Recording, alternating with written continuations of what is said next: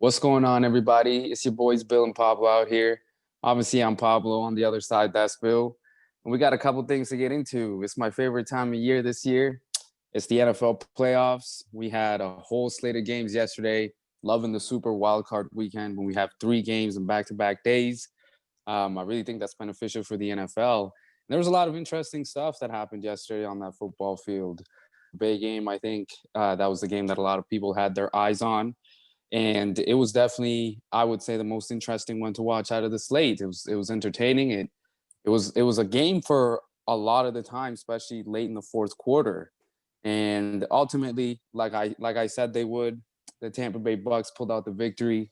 My boy Tom Brady looking sharp as ever in the pocket, but I got to commend that Tampa Bay offensive line. I talked about this a little bit on Friday, and a lot of people, and rightfully so, a lot of people were on the bandwagon with the with the Washington defensive line.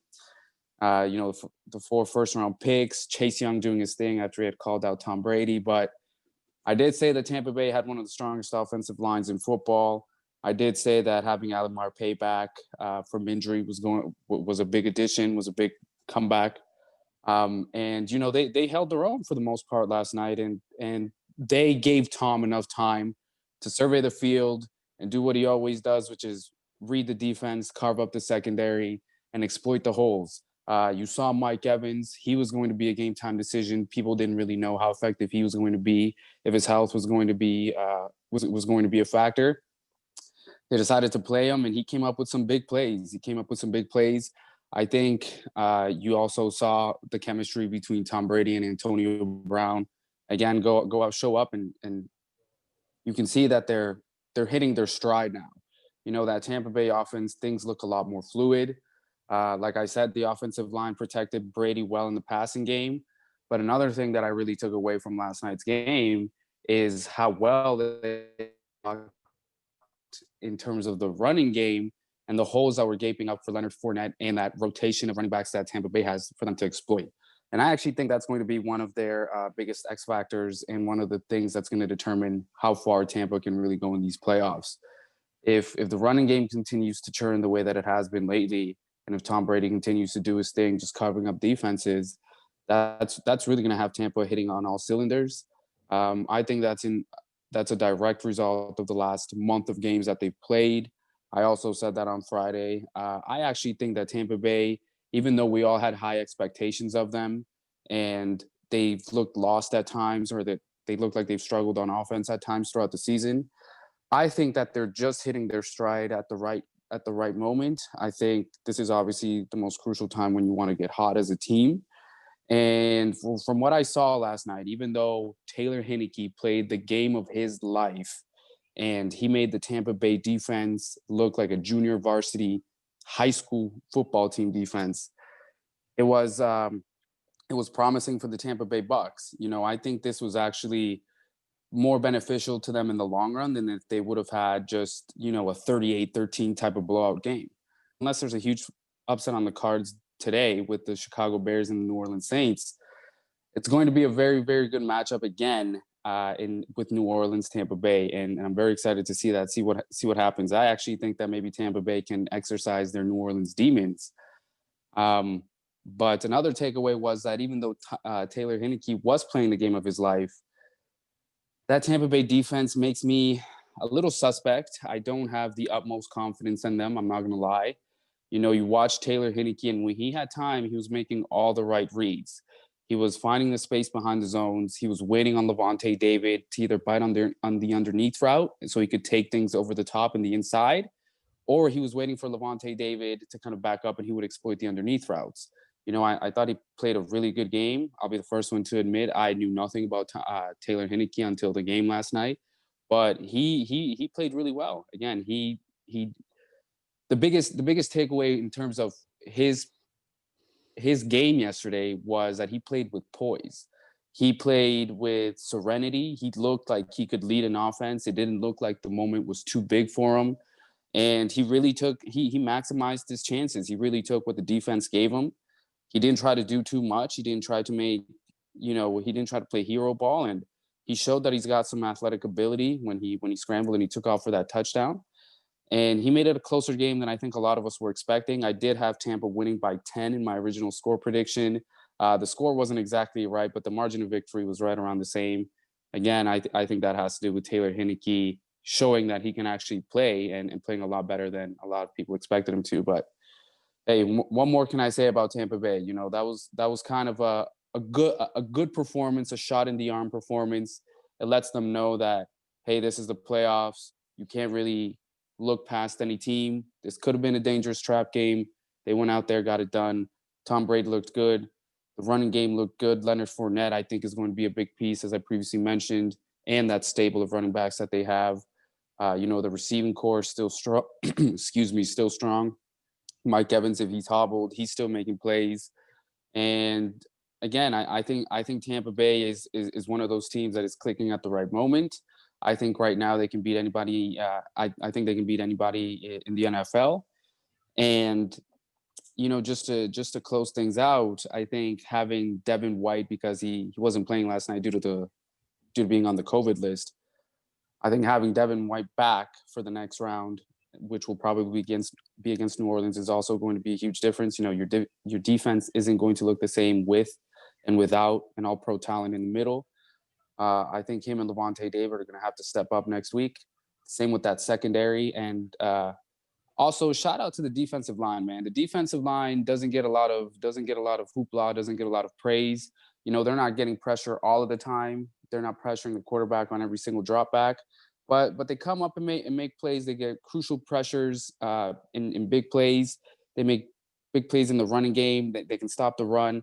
So even though it's not the most dynamic, it's not the most exciting defensive line. Shout out to the Tampa Bay defensive line, man. They still got experienced playmakers on there, veterans that know the game, and I think now they're hitting their stride. And this is the team that everyone was thinking they could be at the beginning of the season, and this is the team that, rightfully so, the NFC should maybe be on the watch out for. Yeah, I want to hand it over to you, Bill. See what you had to say about the game. I know you had Washington winning. This was, of course, I depending on Alex Smith's health. Yeah, I do remember that. But I was exactly. wondering what you thought about what you saw. That was my biggest takeaway was simply what Tampa Bay did, what they were supposed to do with the huge talent mismatch they have. Like they should have done that to the Washington football team, as they just have a much better talented player on their team compared to the other side. And their offensive line, I'll give you that. You did call out that they had one of their guys coming back, and that was going to be a big factor. And that was a pretty big factor. I did not see, I think Tom only got sacked twice the whole game. And most of the time, he just stepped up and threw the ball to wherever he needed to. And secondary, let's talk about the Washington. I think, although he did play well, Heineke, but his mistake, that pick six he threw, that was literally the difference in the game. They lost by 8 at the end. Um, I think that would have been the difference between Alex Smith and him. Like Alex Smith would not have probably turned over the ball. He's like has one of the better turnover to touchdown ratios in the league. I, that was my biggest factor. If Tyler Heineke plays, like of course I didn't expect him to play as well as he did, have the athleticism. I don't think neither did Tampa Bay. The way he escaped from the pocket quite a few times when everybody thought he was going to get sacked. And even when he got out, like that touchdown run was quite good. And even the one he had like a few plays before that, that was quite big there too. My other biggest takeaway from Washington was they could not run the ball. They did Mhm. not run the ball at all. They had 80, I think 80, just in the 80s, 86 yards total the whole game. And of those, 46 was just Taylor Heineke. So I did not see that coming. I thought they would be able to run it up on them because that's what they're going to rely on. But I could see on the other side, Tampa Bay was probably just trying to, that's what they were going to. It's like when they're going to make the game go to Taylor Heineke. We're going to try to just stop the run and just Absolutely, go from there. absolutely. But my biggest takeaway from Tampa Bay winning this game is I don't think they want to play the New Orleans Saints. That's I don't think I think they would have rather had their I don't think they're very pleased that the Rams beat the Seahawks. They would much rather go to Lambeau and then play the Green Bay Packers. I think that's my biggest takeaway. I don't think neither Tom or the whole team is probably looking forward to it going to the dome next week and then having to face the New Orleans Saints after they've beaten them twice. And that defense has absolutely balled against their offense. Their offense for Tampa Bay has looked absolutely trash against New Orleans Saints. You know, I don't blame you. Just a couple of things after what you said there. So I would agree that obviously Heineke's turnover was a big contribution to the game. But let me ask you something. Sure, Alex Smith might not have committed the same mistake, might not have led to the same turnover, but I don't think Alex Smith would have been capable of making the exact same plays that Taylor Heineke was. So, you know, you win some, you lose some. It was kind of a trade-off. You do have But the inexperience of Heineke, and that was obviously a big influence on the turnover. But I also think that if you take away the athleticism and you take away all the right reads that he was making throughout the game, and if you put Alex Smith in those exact same plays, I don't think you get the same result.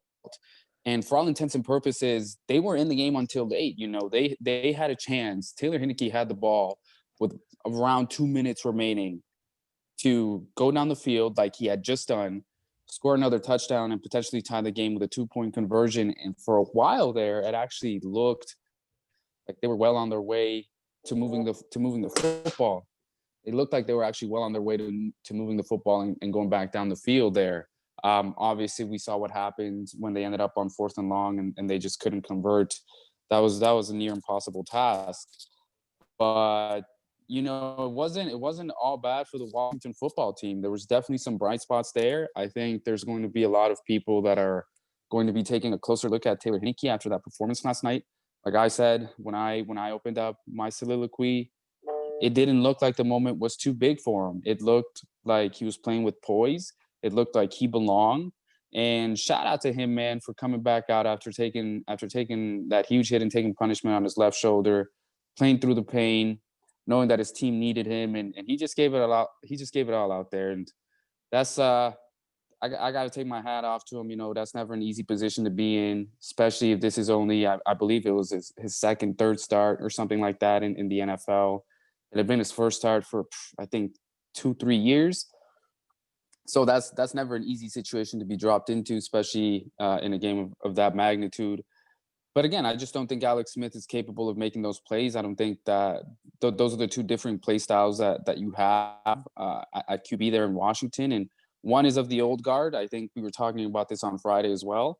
Alex Smith is more of your traditional conservative pocket passer, and Taylor Heineke is a little bit more dynamic, a little bit more athletic, which reflects where the league is going in terms of the position and what you need to win. So I'm also going to be curious to see what Washington does moving forward. Obviously, it's way too early to tell, and you can't put too much stock into a single game performance. But I think a lot of people were pleasantly surprised, very pleasantly surprised with Heineke's performance. But going back to the running game and how they were stopped, I think you're absolutely right. I think Tampa Bay came out and they did exactly what they were supposed to do on defense, and that was try to take away the run game. Again, the defensive line plugged the holes well, I thought, majority of the game. Obviously, the whole Tampa front seven is a legit unit. They can actually ball. They got playmakers. So I think they did a good job of stopping the run and letting the game come down to Taylor Heineke, his execution, his arm. And that's exactly what going into the game, that's exactly what you could have asked for. That they couldn't have done any more. Obviously, Taylor Heineke's play, like I said, like I keep saying, like everyone's saying, it was a very pleasant surprise, but it wasn't enough, obviously, to get the job done. And you know, as far as the second rematch or the third game with New Orleans, it's going to be exciting. You know, this is a division rivalry for a reason, as you said. Tampa hasn't looked completely competent in both games versus New Orleans. Obviously, the first one was week 1 back in September, so a lot has transpired since then. The second one was a lot more recent, and they also looked very, very pedestrian, if not completely pathetic in that game as well. But I think this third rematch will be different. I think obviously with the stakes being higher, I think with Drew Brees' health a little bit more in question, and I think with the familiarity between these teams, there's going to be an added element of just playoff football, man. And you can never count out a team quarterbacked by Tom Brady. I look for this to be possibly a high scoring game, but we'll talk about that game when and if it comes to fruition. Obviously, we're all expecting New Orleans to win, and I'm just getting real excited for the matchup. I don't think this will be the shellacking that the second game in Tampa was. No, I agree. I agree. I don't think it'll quite be that much, but like I still think New Orleans just overall has a better roster. Similarly, how Tampa Bay had a better roster against Washington, New Orleans just has a better roster than Tampa Bay Buccaneers Well, overall. let me ask you something. Do you trust Drew Brees and his health, or do you think that maybe that could play a significant role if he's not 100%? Well, this week is I don't think so. That's a big deal. We saw what Alvin Kamara has been doing, like with those 6 touchdowns a few weeks ago. Like I think they're going to lean heavily on their running game with Alvin Kamara and the running backs they have. I don't think they're going to be slowly completely on him. And then also they'll have Taysom Hill come into the game. He'll play a few snaps here and there.